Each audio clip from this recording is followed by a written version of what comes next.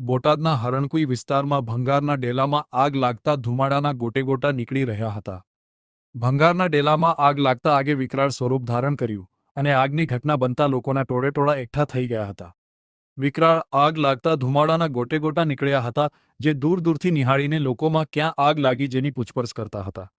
આગની ઘટનાની જાણ થતાં પોલીસ અને બોટાદ 2 ફાયર ફાઇટર ઘટનાસ્થળે પહોંચીને પાણીનો છંટકાવ કરીને આગ બુઝાવવાની કામગીરી શરૂ કરી હતી।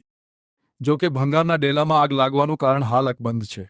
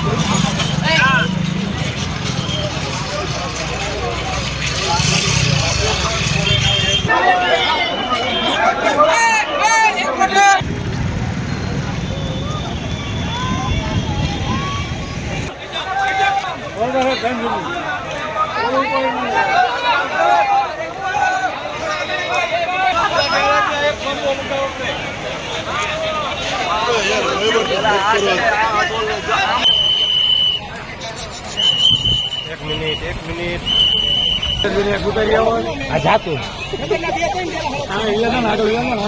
આપણે એવો ખોટો રિસ્ક ન લે।